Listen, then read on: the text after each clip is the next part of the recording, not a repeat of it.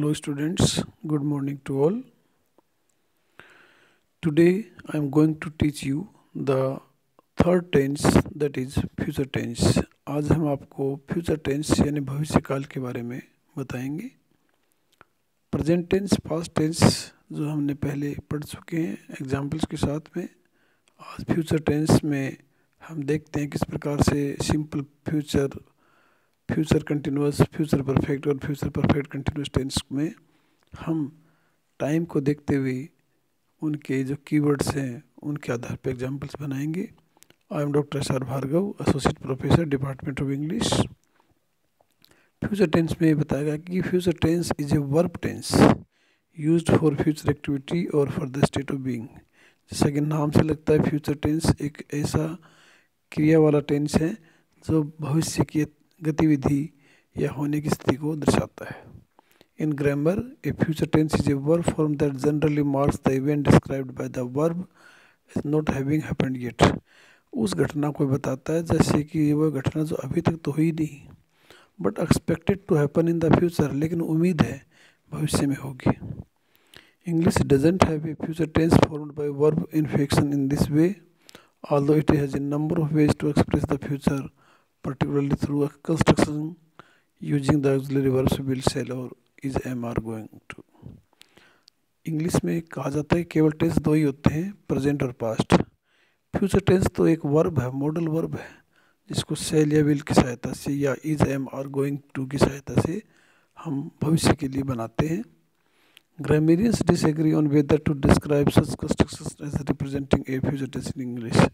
व्याकरण बनाने वाले इस बात पे असहमत हैं कि सेंटेंस फ्यूचर टेंस के लिए किस प्रकार से बनाए जाएं।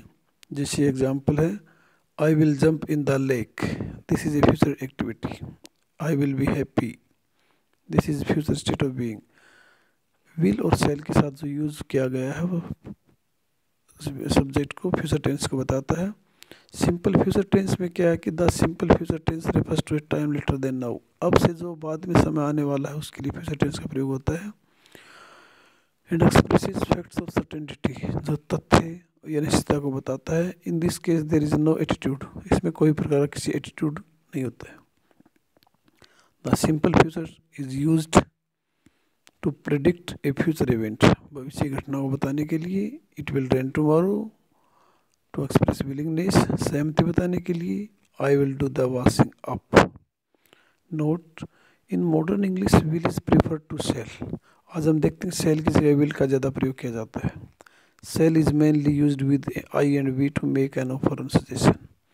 सेल का प्रयोग आई और वी के साथ किसी प्रस्ताव या सुझाव के लिए किया जाता है। और to ask for advice, examples above, with the other persons you, he, she, they. Shall is only used in literary और पोएटिक सिचुएशंस। सेल का प्रयोग आज इतना इम्पोर्टेंट नहीं है जितना कि विल का है। With the rings on her fingers and bells on her toes, she shall have music wherever she goes। कविता में या किसी साहित्यिक वर्क में सेल का प्रयोग ज़्यादा किया जाता है विल के बजाय। कुछ एग्जाम्पल्स हैं जैसे अफर्मेटिव है, सिंपल है, नेगेटिव है, इंटरोगेटिव है, इंटरोनेगेटिव है। I will see, I shall see. You will see, he will see, we will see, we shall see, they will see। Negative, I won't see, you won't see, he won't see, we won't see, they won't see। Interrogative में verb पहले लग जाएगी, will I see, shall I see, will you see, will he see, will we see, shall we see, will they see। Interrogative negative, won't I see, won't you see, won't he see, won't we see, won't they see। Future continuous tense, जैसे कि नाम से लगता है आने वाले समय में कोई कार्य जारी रहेगा। We will be singing. The future continuous tense is often used in English as way to talk about something happening at a given point in the future. अंग्रेजी में कोई कार्य करने की बात करने का तरीका जो कि भविष्य में होने जा रहा है समय के देखते हुए। How do we make the future continuous tense? The structure of the future continuous tense is, future continuous tense में हम सेल और विल के साथ बी का प्रयोग करते हैं, वर्ब के साथ आई एन जी का प्रयोग करते हैं। जैसे I will be working at 10 AM, You will be lying on a beach tomorrow. She will not be using the car. We will not be having dinner at home. Will you be playing football? Will they be watching TV? तो इसमें shall और will के साथ B का प्रयोग करते हैं। तीसरे नंबर पे आता है future perfect tense. Future perfect tense में क्या होता है कि the future perfect tense is only used in a few situation. बहुत ही रेयर परिस्थितियों में इसका प्रयोग किया जाता है, but it is still good to know it here how to make it. लेकिन जानना अच्छी बात है, इसको बनाए कैसे। The future perfect is made with the future simple of have, will have and the past participle. इसमें सेल और विल के साथ हैव का प्रयोग कर दिया जाता है वर्ब की थर्ड फॉर्म के साथ। For regular past participles add ED to the verb play becomes played. किसी वर्ब के साथ में ईडी, ईएन आदि शब्द लग के सफिक्स लगकर उसको फ्यूचर परफेक्ट टेंस में बदल दिया जाता है। जैसे you will have finished this work book, you will have studied the English tenses, she will have cooked dinner, he will have arrived, we will have met Julie, it will have stopped raining, they will have left Japan। तो S sentence जिसमें cell और will के साथ have और third form का प्रयोग हो, future perfect tense में इसको हम बताते हैं। नेक्स्ट नंबर पे आता है future perfect continuous tense. The future perfect continuous tense, जैसे कि नाम से लगता है फ्यूचर टेंस में परफेक्ट टेंस आता है, कंटिन्यूअस टेंस आता है। Future perfect continuous also sometimes called the future perfect progressive. इसको कभी कभी हम फ्यूचर परफेक्ट प्रोग्रेसिव सेंटेंस भी कहते थे। is a verb tense that describes actions that will continue until a point in the future। ये उन कार्यों को बताता है जो कि जारी रहना है जब तक कि भविष्य में कोई काम बात न हो जाए। The future perfect consists of will have been the verb's present participle। future perfect tense में कुछ verbs जैसे will have been शामिल होती हैं, वर्ब्स की प्रेजेंट पार्टिसिपल शामिल होता है, जैसे root plus ING. Verb root जैसे मौलिक शब्द है उसके साथ में हम आईएनजी का प्रयोग करते हैं। It represents a continuous action which will be done at a certain time in the future. जो उस जारी रहने वाले कार्य को प्रतिनिधित्व करता है जो कि निश्चित समय में भविष्य में होगा। If two actions take place in the future, the first one will which be continued is future perfect continuous tense and the second one is simple present tense। इसमें दो काम एक साथ होते हैं, पहला कार्य जो जारी रहेगा उसको हम फ्यूचर परफेक्ट कंटिन्यूस टेंस में यूज करते हैं और सेकंड सिंपल फ्यूचर में। कुछ एग्जांपल्स दे दिए गए हैं, जैसे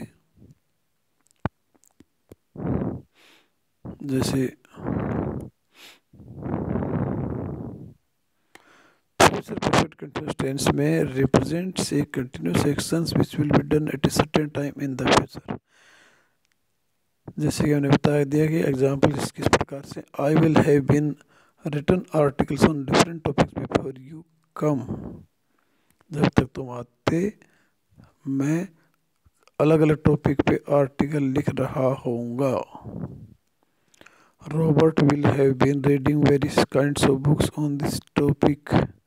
रॉबर्ट इस विषय पर विभिन्न प्रकार की किताबें पढ़ रहा होगा।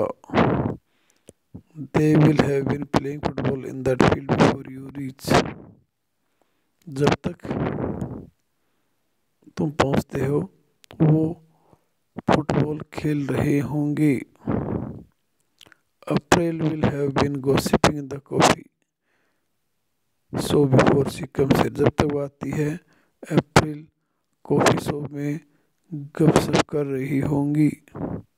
Bob will have been studying in the library before she comes to the class। जब तक वो क्लास आती है तब तक बॉब अपनी लाइब्रेरी में पढ़ रहे होंगी। We will have been shopping in that market before you come here. जब तक तुम आते हो हम इस मार्केट में खरीदारी कर रहे होंगे। We will have been watching a movie in the cineplex before you come. जब तक तुम आते हो हम इस सिनेप्लेक्स में मूवी देख रहे होंगे। कुछ एग्जाम्पल्स और हैं। They will have been playing hockey in that field before you reach. जब तक तुम पहुंचते हो वे इस खेल के मैदान में हॉकी खेल रहे होंगे। The poet will have been writing a romantic poem before the programme starts.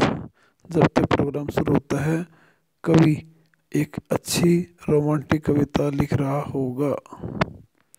The lyricist will have been writing a realistic song for the film.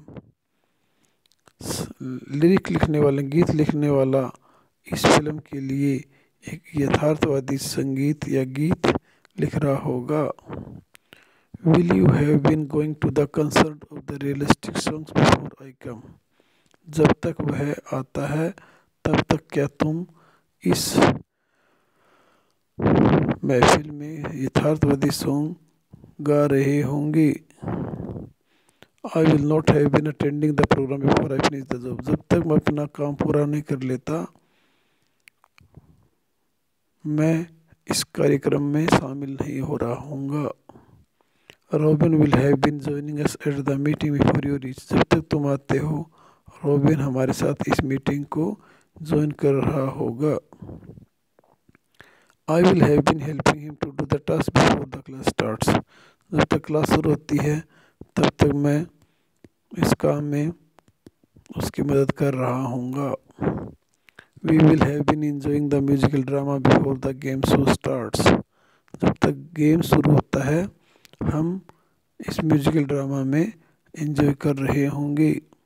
I will have been arranging all the necessary materials before the programme starts. जब तक कि कार्यक्रम शुरू होता है मैं इस सारी आवश्यक सामग्री को अरेंज कर रहा हूँगा। इस तरह से कुछ एग्जाम्पल्स हैं जो हमने सारे टेंस में देखे।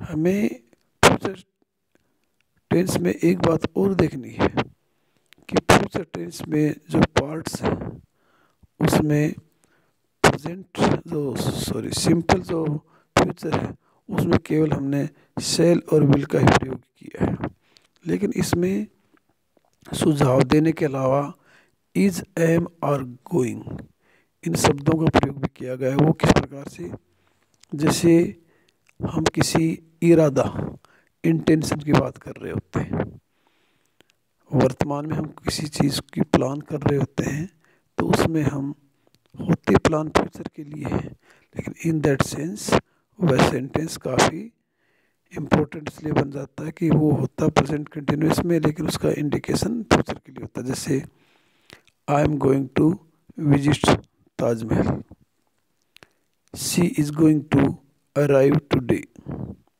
They are going to play the match.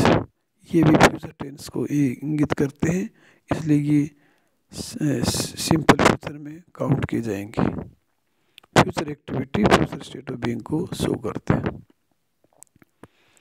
एक बात और हमने देखी कि आजकल मॉडर्न इंग्लिश में विल को ज़्यादा महत्व दिया जाता है। अगर हम ये कहें I shall go to market, मैं मार्केट जाऊंगा, I will go to market, मैं मार्केट जाऊंगा, दोनों ही सही है, शैल भी सही, विल भी सही है। फ़र्क क्या है कि आज की जो बदलती हुई फैशन की दुनिया में शैल का प्रयोग कम विश्वास वाली जगह पे किया जा सकता है, विल का प्रयोग कोई निश्चित विश्वास कन्विंस करने के लिए किया जाता है। जैसे हम कहें इसमें कोई प्रोमिज, थ्रेट या फिर डिटर्मिनेशन की बात आती है तो आई और वी के साथ में विल का प्रयोग करते हैं। जैसे आई विल हेल्प यू, ये मेरा प्रोमिज है, ये मेरा डिटर्मिनेशन है, आई विल हेल्प यू।